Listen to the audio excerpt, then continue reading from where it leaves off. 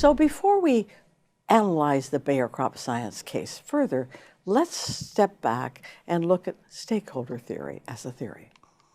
Believe it or not, this is old, of course. In 1970, Milton Friedman, who was a well-known Nobel Prize economist, first argued that the social responsibility of a company is to engage in activities that increase its profits. He does have a proviso to that you can engage in whatever you like to increase profits, but within the rules of the game. So you have to follow the law, open and free competition, without deception or fraud. This is a famous, famous quote. And so people cite Milton Friedman as a reason why companies have no business doing anything but pursuing profits. Now, we saw in the Merck case, they ignored this.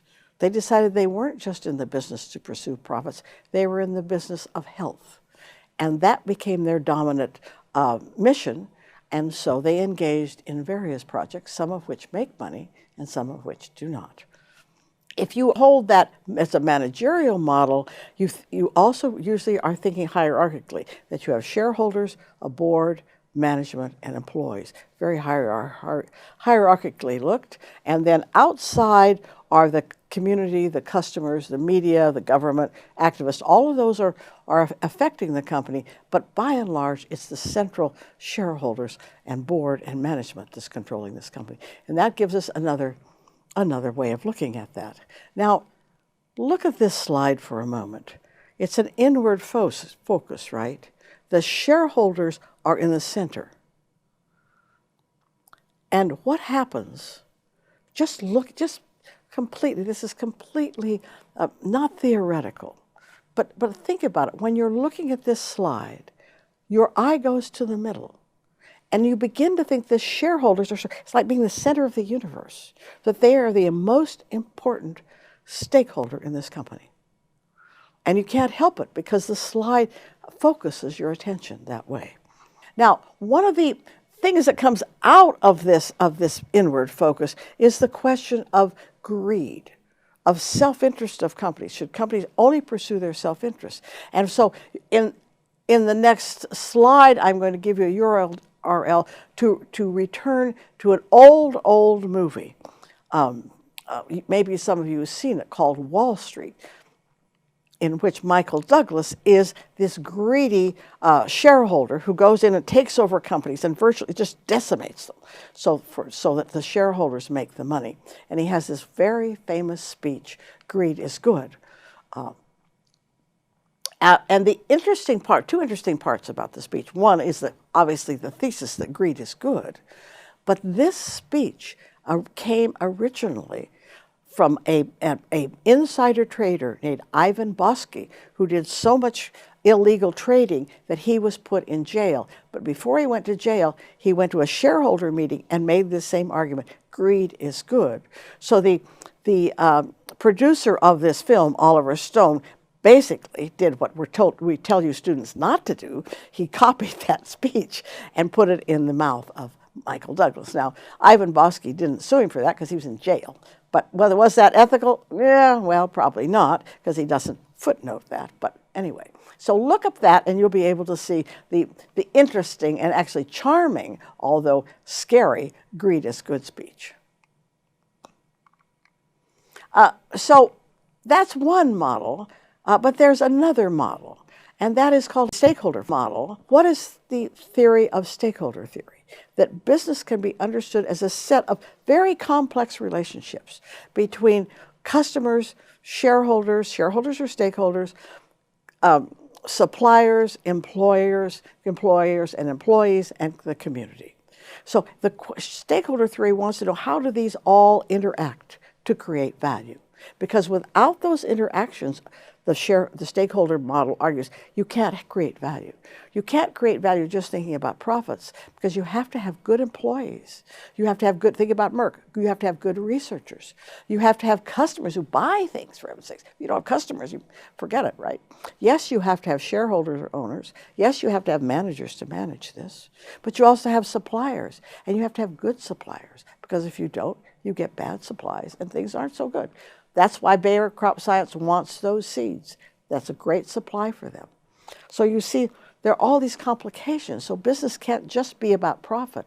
It has to be about all these stakeholders work together to create value. And the value has to be for all of them.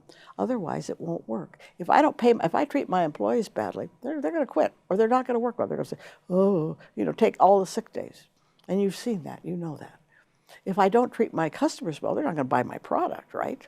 They're going to go someplace else. If I don't treat my suppliers well, they're going to go. So they don't have to work with me. They go someplace else. And I have to treat my shareholders well, or they will, of course, not help me support my company. So all of these are important. So here it is. The basic shareholders, we always talk about owners, of course, customers. So in a small company, it's just the owner, not the shareholder. Customers are clients, employees, managers, suppliers, and of course the community in which the company operates. And those are all important. So business then, and we also often talk about the natural environment as a shareholder. Now natural environment isn't a person or a group of people or an organization, right? But nevertheless, business depends on the ecosystem. And it affects the ecosystem, as you know. It often hurts the ecosystem. Sometimes it's very green and helps the ecosystem. So that's a very important stakeholder, even though it's not a human stakeholder. So perhaps there's often been this debate between shareholder theory and stakeholder theory, but maybe they all overlap in the end. Maybe it is that in order to make profits, I depend on all these other stakeholders. And these other stakeholders, of course, depend on the company making money in order for them to keep doing what they're doing. So there's this sort of complete interaction and interrelationships between all of these components. This message is we can't forget any of them. And in a company, you have to run it so all of these matter, because if you don't run it that way, you will suffer. And that's what we'll see later in Module 4 when we look at Volkswagen, who forgot about their customers. So this is a very complex stakeholder map. I mean, you don't have to memorize, but it just shows how companies are so involved with so many people. I mean, it's just astonishing. In so many organizations. I mean, it's just difficult.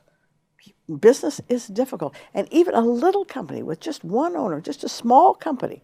Think about your little grocery, if you have a grocery near you. Think about all the interactions that owner has to involve to buy the food that the owner sells. Even if I have a little kiosk, where do I get my supplies? Very complex, even in little tiny organizations. So big organizations have, they have work to do. This is complex.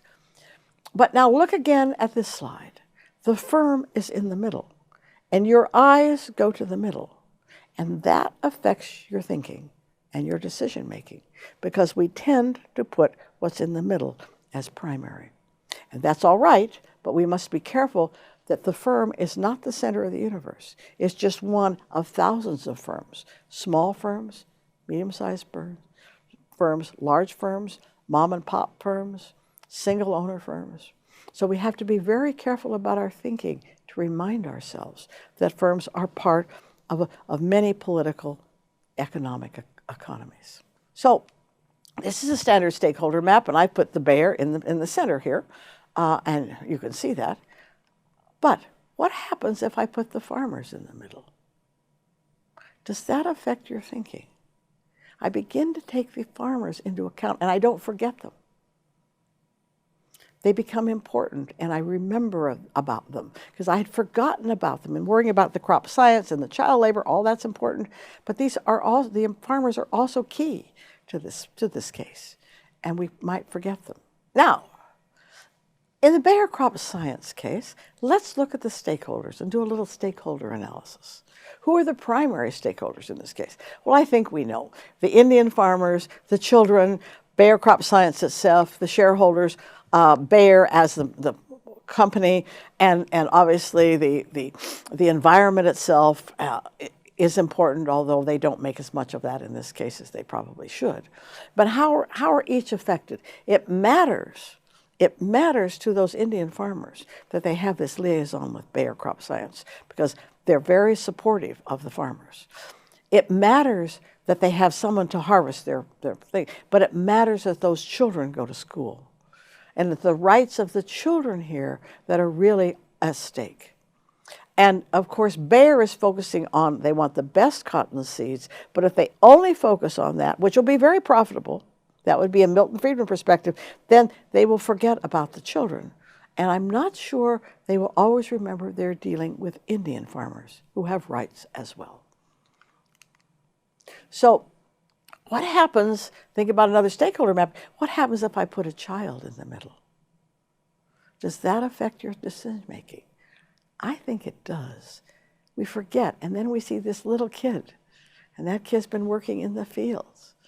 And suddenly, you know, we've got issues here, right? We don't like that. We don't like the idea of 5-year-olds, 6-year-olds, 7-year-olds working in the field. Very uneasy about that.